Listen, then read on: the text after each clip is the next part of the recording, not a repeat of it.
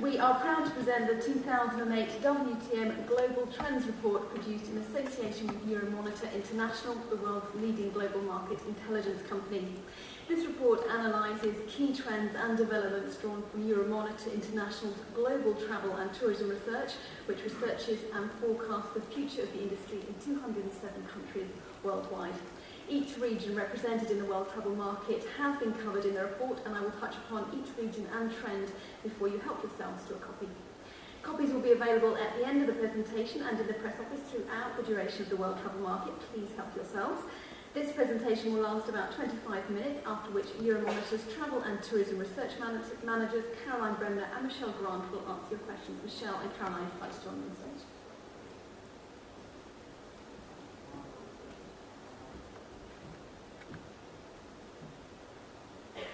Now, any discussion of future trends in the tourism industry cannot be addressed without mentioning the global financial crisis and its impact on the travel market. Since last year's report, there's been major financial and economic upheaval across the globe.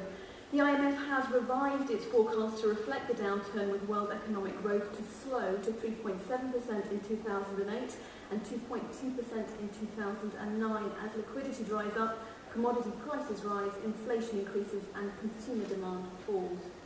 No sector is immune to the fallout. Drastic changes are underway in the airline sector as airlines go bankrupt and consolidate to guarantee their survival. International hotels are reporting falling occupancy rates and are curbing expansion plans. National tourist organisations are targeting alternative sources of revenue from the BRICS, Brazil, Russia, India and China, that offer potential with their rising disposable incomes. Travel retailers and car rental companies are also feeling the pinch, with sales and discounting rife across the board. However, even in this atmosphere of uncertainty, people are still travelling and booking holidays. Consumers are adjusting their spending preferences by choosing cheaper destinations, cheaper modes of transport, or trading down on hotels as they seek value for money. Now is the time for the travel industry to adapt and embrace key trends shaping consumer travel habits to ensure their survival. Talking of trends, let's begin with North America, where philanthropic travel was picked up by Euromonitor International as a flourishing trend.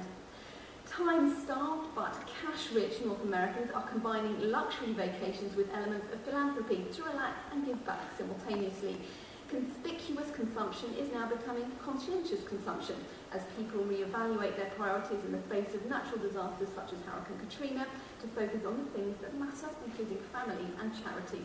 In the US, total individual giving increased to $229 billion in 2007, up by 3% on the previous year, as it takes on greater importance to citizens.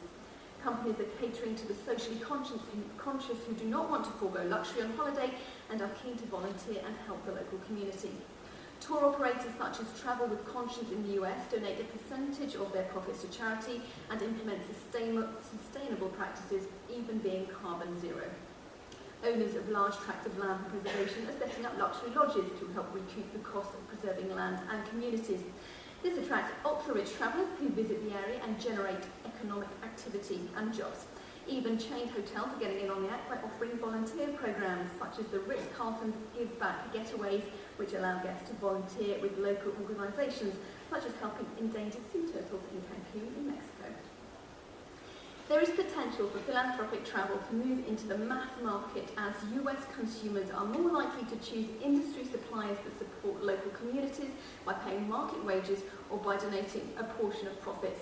This is where travel retailers can step in and partner up with social programmes and offer volunteer activities. Now let's look at the UK, where operators are adopting new pricing models. Pricing innovation is particularly welcome in times of recession as consumers tighten their belts. Consumers see free as the new F word for travel products and services. More and more, we see travel companies giving away goods and services for free with the hope that consumers will spend more on return visits. Low-cost carriers such as Ryanair have made use of this attention-grabbing tagline, offering free flights using fee-based ancillary revenues to protect profits. Priceline in the US and UK is a good example of pay what you want, inviting consumers to enter blind auctions where hotel brands and seller identities are unknown. This method allows operators to boost utilisation of hotel stock, which would normally have been left unsold. Generation Y is a key target market for innovative pricing models. This group is between the ages of 18 and 26, are highly web-savvy, who use social networking sites and are used to exchanging goods and services for free, especially for travel purposes. This chart shows the enormous potential this group offers travel as it reaches almost 7.5 million people with an average gross income of £23,000 by 2012 for ages 20 to 24. An example of this trend is couchsurfing.com, which provides a no-cost, full-service offer. It provides free accommodation to travellers by lining up hosts with visitors worldwide. Hosts offer ancillary services for free, helping travellers experience the local lifestyle firsthand. Not surprisingly, Generation Y is one of couchsurfing.com's largest demographics, amounting to almost half of its members. Euromonitor International's Caroline Bremling concludes more and more customers will become accustomed to naming their own price or expecting a major portion of the product or service for free. As consumers become more price sensitive during the recession, one thing for sure is that nothing grabs the attention more than the word free. Now on to Europe, where we see the emergence of travel networking. The evolution of Travel Point2 and travel networking is behind the rapid development of innovative forms of travel, such as hospitality tourism and home exchanges, transforming these trends from niche with limited appeal into the mainstream. Travellers turn to such direct forms of interaction to guarantee more authentic travel experiences. In Europe, this trend has been helped by the physical and cultural proximity and increasing interaction of European countries, aided by the Schengen Agreement and educational programmes such as Erasmus. Hospitality tourism includes websites such as couchsurfing.com and hospitalityclub.org, which have jumped in popularity over the last 2 years, reaching 780,000 and 330,000 users in October 2008. Couchsurfing has a global reach, present in 232 countries and 47,544 cities worldwide, with almost 50% of its members in Europe. These social networking websites bring together travellers with locals who offer free accommodation and original experiences. Couchsurfers therefore do not behave like hotel guests, typically sightseeing on their own all day and returning late at night, but spend more time with their hosts and entering the local world. Wayne.com, Where Are You Now, is testament to the power and success of travel networking sites, with 13 million users where travellers exchange their experiences and can meet people in a virtual context where they plan to visit. Wayne is now a free membership site, generating most of its profits through advertising and partnerships with a wide range of travel companies such as Hotel Club, Hostel World and Kayak, to name but a few. Saving money is important, especially in the current economic climate, but this is seen as secondary to the opportunity of discovering a new country and its culture from an insider's perspective when travel networking. Several companies such as Home Exchange, Intervac and Homelink are active in the home exchange sector, offering members the possibility to exchange homes via the internet for a small annual fee. Euromonitor International recommends that it would be wise for airline, cruise and NTO websites to embrace user-generated content and Web 2.0 functionality on their websites, allowing customers to exchange experiences and opinions. Travel retailers should offer packages featuring participation in popular local festivals and other activities with local communities, in line with the trend for authentic travel experiences. Even travel blogs from local residents would spice things up online. Now jumping straight into trends in the Middle East, Euromonitor has identified the prominent expatriate tourism market for growth potential. With a thriving business environment and booming economies across the Gulf, the Middle East has become an attractive destination for Arabs, Westerners and Asians alike. The existing pool of expatriates is increasing every day, creating a new target market for short breaks, returning home or simply getting to know the region better.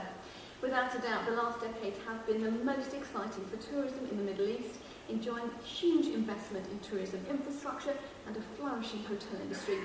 We're seeing international hotel chains such as Intercontinental Hotel Group, Mövenpick and Kempinski, to name but a few, aggressively expanding across the region. According to the Arab Advisors Group, the number of expatriates is estimated to grow at an average 5% annually.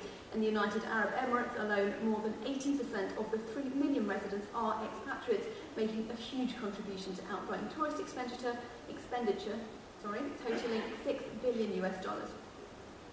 Opportunities opportunities exist for both the luxury and the budget markets. The Euromonitor International indicates can grow and prosper in parallel. Luxury travel is already very popular among Arab expatriates, with Jumeirah, Rotana and intercontinental hotel groups recording growing profits in the region. Most developments are focusing on the upper end, attracted by high petrodollars and larger profit margins. However, faced with increasing demand, especially from the expatriate market, low-cost airlines and budget hotels are emerging. Operators such as Air Arabia, Jazeera, Sama and Easy Hotels will contribute to a potentially lucrative budget market. Coral International have even launched a new budget, environmentally friendly brand, Ecos Hotel, to tap into the trend. Regional consumers have yet to be lured to travel low cost, so their impact has remained minimal so far. It's important that low-cost carriers provide education to their customers that their products are safe to travel on, as many believe that quality and security measures may be compromised to keep costs down. Destinations such as Oman and Yemen are on the up due to their rich ecosystems, attracting regional, European and American expatriates who enjoy adventure trekking and health and wellness. This chart shows a snapshot of arrivals to the Middle East, North Africa. Not surprisingly, Egypt and Morocco, with the most developed tourism economies, are the largest destinations, expected to hit the 18 million and 12 million mark respectively by 2012. The UAE is a tourism success story thanks to hefty investments.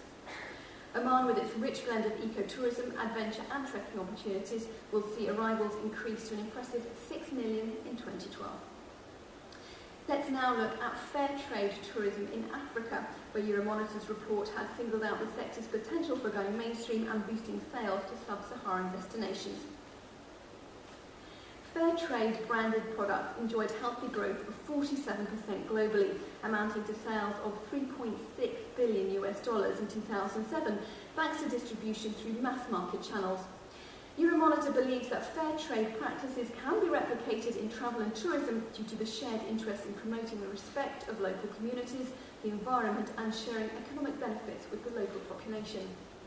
Niche tour operators in the US and UK are already active in this area, such as Hills of Africa and Tribes respectively, driven by consumer demand for ethical travel with an emphasis on fair trade and responsible travel. The Fair Trade in Tourism South Africa organisation FTTSA, set up in 2001, is the precursor of fair trade branding in tourism and is still the most significant example today in the world. There are 30 tourist companies certified by FTTSA that are active in travel accommodation, guided tours, adventure travel, tourist attractions and natural and game reserves. The FTTSA plans to expand its activities beyond South Africa. The potential for this sector's growth is supported by current consumer travel trends such as the desire for sustainable, more authentic holiday experiences and contact with local communities. Access to wider travel distribution channels will also be key to its development. Tour operators and agents can make a difference by including fair trade holidays in the itineraries of major tour operators and online travel agents, just as supermarkets have driven growth in fair trade agricultural products. Likewise, the introduction of an internationally recognised fair trade logo will also help boost tourism to Africa, learning the lessons from South Africa's fair trade branding. The introduction of such a recognised trademark under the auspices of an international organisation such as the United Nations World Tourism Organization would reassure travellers about the authenticity of the fair trade claims and be a critical driver of tourists to Africa. Now, moving to living the good second life in Asia, where retired holidaymakers often enjoy their trips so much that they set up home in Southeast Asia. Retirees benefiting from a strong euro and, up until recently, the pound sterling, are enticed by the increased spending power that they enjoy in Asia rather than at home. Based on the Economist Big Mac Index, which shows just how far the dollar can stretch, Singapore, Malaysia and Thailand are all attractive destinations for making the most out of your money. These countries also score almost perfect marks in terms of world-class healthcare provision at a relatively cheaper price, which is clearly a major consideration for the retiree market. Astute Asian countries are going the extra mile to actively encourage retirees with incentive programs. For example, Malaysia has a program called Malaysia My Second Home, open to all foreign citizens, which is endorsed and promoted by the government. Thailand is at the forefront of this trend, offering retirement visas that allow retirees to reside in Thailand for 1 year, as well as marketing luxurious beach homes to the lucrative market. Foreigners are also allowed to own condominium developments in Singapore, such as those in Sentosa Cove, a super luxury condominium development that allows overseas buyers to purchase leases. The internet is also encouraging growth due to the rising number of travel websites and forums dedicated to advice about living in particular countries, including retireaway.com and retireasia.com. Travel coaches can also be hired to help retirees cope with this life-changing experience, finding the right destination and activities, from adrenaline rush to mental rejuvenation. Despite the risk of inflation, the long-term trend is still for more expatriates to retire to Asia, given the relatively cheaper costs, rising standards of living, and the ease of keeping in touch with relatives back home. This chart plots the rise in visitors from the US, UK, France and Germany to Asia over the long term. The largest host countries are expected to be China and India, reaching over 5 million visitors each by 2012, with India showing by far the strongest growth. Let's turn now to the latest trends in Latin America, where long-haul travel is opening up new destinations for travellers in the region. The combination of low interest rates, rising disposable income for the middle class, and aggressive promotions has boosted leisure travel to Europe and Asia from Latin America. Travel retailers have focused on pushing higher margin, long-haul packages in response to increased pressure from airlines that sell direct. The expansion of airlines into long-haul routes has aided this trend, with Europe's legacy carriers also adding to capacity. Europe is regarded as a must-see, with common ties such as culture and history, as well as a shared passion for football. Iberia's Baracas harbour in Madrid is the gateway to Europe, and with a common language makes Spain the top destination for Latin American visitors to Europe. Despite the threat of higher oil prices on long haul, the downturn in Europe will attract visitors from Latin America, as the region's economic growth will outpace developed countries. Recessions may actually turn out to be a blessing, as a weakened euro and sterling, along with discounting, will help Europe become more accessible to Latin Americans. This will help reverse the long-held perception that Europe is expensive to visit. The commodity boom in exports of copper, gold, soya and beef has helped forge stronger business ties with various free trade agreements between Latin America and Asia Pacific. It's likely that the commodities boom will continue, albeit at a slower pace, making the Latin American middle class a permanent feature. By 2012, 63 million households in the region will enjoy an average disposable income over $15,000 US, growing 4% per year. The Latin American tourist boom is a bright light for mature destinations, offering opportunities for airlines, national tourist organisations, hoteliers and travel retailers. Airlines are opening new routes, and destinations are tapping into this new source of visitors and revenue. Growth of Brazilians to Europe is impressive, with arrivals to the top 5 European destinations amounting to 1.3 million in 2007, more than doubling since 2002.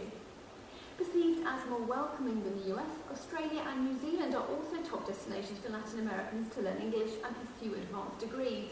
Increased visitor numbers are expected when Qantas launches a direct flight from Buenos Aires to Sydney in November 2008.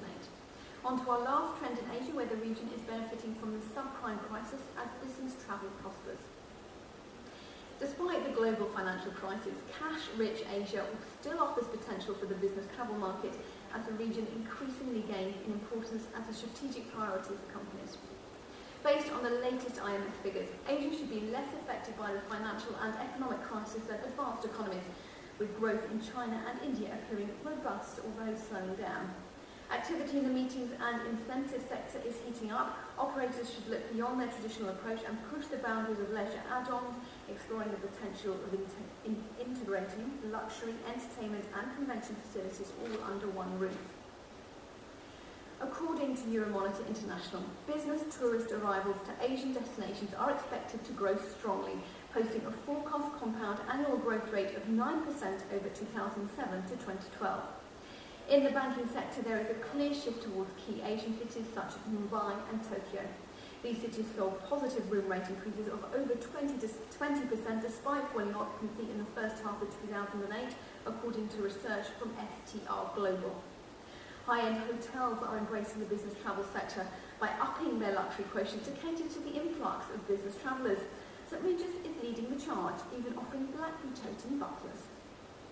Business class only flights are already a reality in Asia, with Singapore Airlines' Singapore to New York service Airlines such as British Airways and Virgin Atlantic may opt for Asia over the transatlantic option, but Virgin recently shelved to launch their business-only services. With increased business demand, business-only terminals have emerged, with Singapore's JetKey catering to the commercially important person, otherwise known as CIP. Not forgetting that business travellers are increasingly taking the family on trips. Travel operators need to ensure the right mix of business leisure services are met, offering value-added extras such as in-park admissions, tours and adventure activities. This brings me to the end of the introduction for WTM Global Trends Report 2008. We hope you enjoyed hearing firsthand the latest trends to affect the global travel and tourism market. As I mentioned earlier, please feel free to take a copy of this report available at the press office throughout the week. Euromonitor International's research team, Caroline Bremner and Michelle Grant, will now take your questions. Does anyone have any questions? Yes, sir. If you just wait 1 second while we get a mic to you. Gentleman here at the front. Thank you very much. Would you like to stand up, sir? Yeah, okay. Ian Taylor from Travel Weekly. I've got quite a lot of questions actually, but maybe I can just ask you to clarify a couple of things. You talked about the trend for free travel, and you mentioned Ryanair, but it's not quite as straightforward as that, so I wanted you to clarify it, because what Ryanair does is dump some seats for a very little cost at a very low price, because it's making an average fare that's much higher than that, and it just wants to fill the remaining seats. But then it charges for a whole host of things that airline passengers didn't pay for before. So if you take a bag with you on Ryanair, you can pay £37 each way to take it with you, which is £74, which is what by the time you add that to what you pay for your seat, you probably pay as much as you would on BA. So I wonder if you could clarify that. Would you like me to start with that, Caroline? Michelle?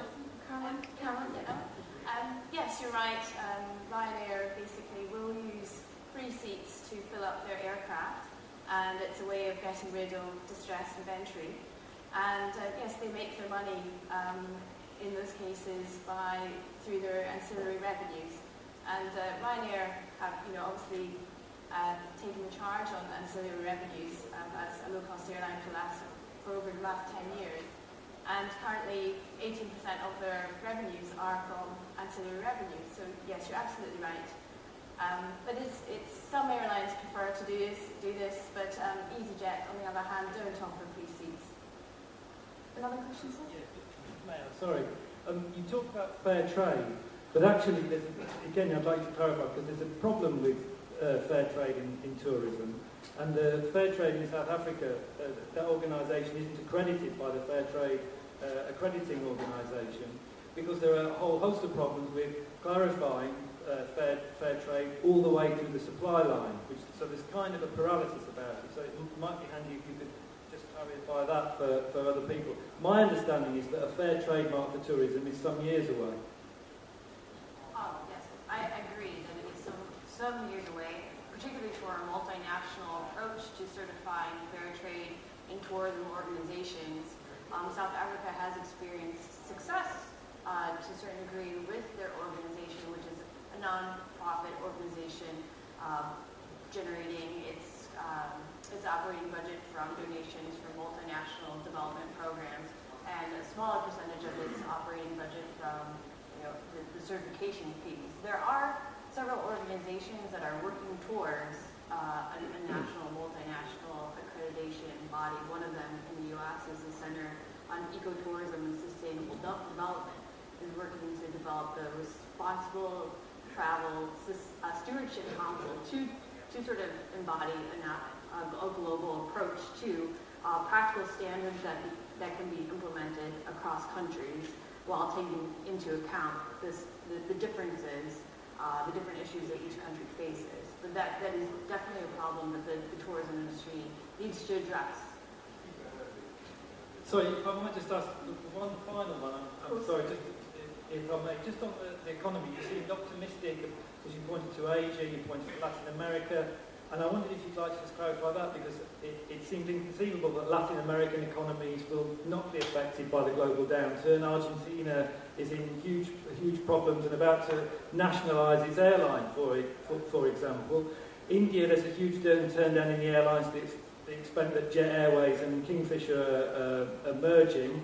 So I don't see how the Indian economy is going to pull tourism through. You might like to clarify that. And just, you talked about the model for earnings on these websites, but from advertising, but 2 online advertising companies went bust a fortnight ago. So I wondered if you just might like to clarify your view of the saving graces in the economic situation. Sure. I'll start with the global economy and a bit about Asia, and then Michelle, you can talk a bit about Latin America. Basically, the IMF have just recently revised their forecast for global growth over the next year from around about 3% to 2.2%. So yes, 2009 is looking like a very difficult year globally. However, the downturn is scheduled for 2010. So in terms of travel and tourism, yes, next year there will be a slowdown in growth of arrivals and departures. However, there are opportunities around the world for growth, and the travel and tourism, the World Travel Market Report identifies them. But looking at Asia, there will be a continued shift towards Asia as Asia becomes more of a strategic priority for companies looking for more robust growth than they'll get in, say, Europe, which is facing a recession. China and India are both growing robustly, albeit slowing. And so I think you have to take the long-term view that by 2012, 2015, there are opportunities for growth over the long term. Just to go to Latin America, as you mentioned, Argentina is facing a great deal of difficulties. However, if you do look at Brazil and Chile, they found great success in their exports in those commodities. Prices have come down a bit, but they're still growing as economies, and they've developed a robust middle class that is accustomed to paying on installment plans, and as a result, these long-haul trips have become affordable for them, and it is expected that they will grow through 2008 and 2009, albeit at a slower pace, very similar to India. I think those countries do provide a lot of opportunity. Airlines have been adding capacity to long-haul destinations from Brazil and Chile in particular. As we mentioned, Qantas will be flying direct from Buenos Aires to Sydney very soon, and those destinations will definitely appeal to Latin Americans, and Latin Americans will have the disposable income, particularly in Brazil and Chile, to visit those places. I think there was a question, gentleman at the end of the row. If you just wait for the microphone, sir. Thank you. My name is Imtiaz Mukul from Travel Impact Newswire in Bangkok. Although it's called the Global Tourism Forecast, there seems to be more of a, you seem to be approaching this whole issue from the perspective of the developed countries rather than the developing countries. There seems to be a lack of perspective on some of the issues facing the developing countries. And I'll just give one example. One of the most important trends going on right now is travel between the developing countries, the South-South area as it is known, and also some of the landlocked and sea-locked countries, particularly within Central Asia and others. This is one of the fastest growing areas, and I'm surprised that it's not on it. So when you do these reports, I mean, how much of a global perspective do you actually bring to it, and how much of attention do you pay to it from the developing countries, and why are you not picking up on some of these rapidly growing trends, which are not even mentioned? Yes, I mean, at Euromonter, we have a global research coverage looking at 207 countries worldwide. And so there is a lot of information to choose from. And I think, yes, what you flagged up is a very interesting point. And that we are seeing, increased connectivity between emerging countries and developing regions. In particular, Asia, Middle East, sort of connecting each other, Africa and Asia, Middle East and Africa. So yes, you're right. From a global point of view, it needs to be across the board. And we are picking up on those trends. Unfortunately, not every trend can be accommodated in the World Travel Market Report, but I think I definitely take it's a very valid point. Thank you. Ladies and gentlemen, we've run out of time right now, but Caroline and Michelle will be able to take questions at the press centre. Apologies. Well, I think we're all out of time. Yes, sorry about that. But thank you very much for your time this morning.